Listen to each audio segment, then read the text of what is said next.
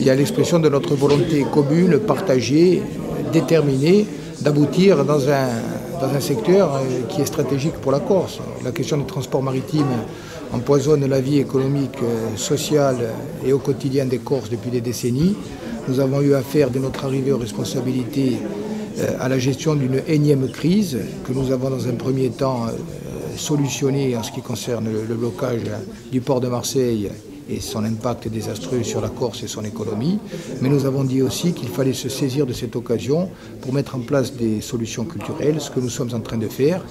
Nous avons proposé, comme nous étions engagés devant les Corses, un protocole à l'ensemble des acteurs économiques et sociaux, un protocole qui vise à mettre en place une procédure réduite dans le temps, 3 mois, où nous allons travailler pour nous assurer de la faisabilité du modèle que nous proposons, c'est-à-dire une compagnie maritime maîtrisée par la collectivité territoriale de Corse, mais qui en même temps fasse la place à l'initiative privée. Ce protocole a été signé, il a été signé par des acteurs importants, notamment le consortium Corsica Maritime, la CMN, également le STC Marin et la CFDT Corsica. Donc c'est un pas important, ça ne veut pas dire que tout est réglé, mais ça veut dire qu'aujourd'hui nous avons franchi un pas qui est un pas déterminant puisque nous avons regroupé autour de notre proposition et de notre calendrier de travail des acteurs qui sont des acteurs très importants.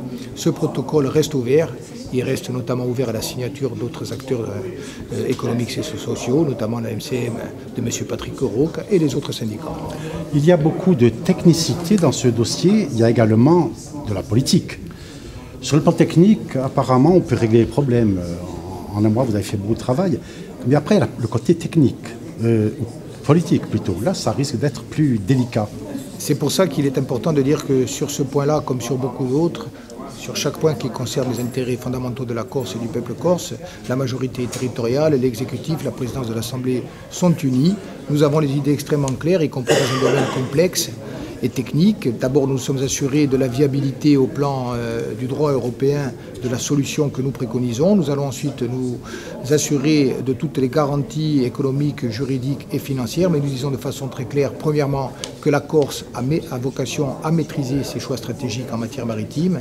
Deuxièmement, que cela passe par une compagnie où la collectivité territoriale de Corse a les moyens de déterminer les choix essentiels. Et troisièmement, nous disons aussi qu'il y a part et place pour les acteurs privés et que nous devons dégager un modèle qui est un modèle d'un point de vue économique et social qui soit compétitif.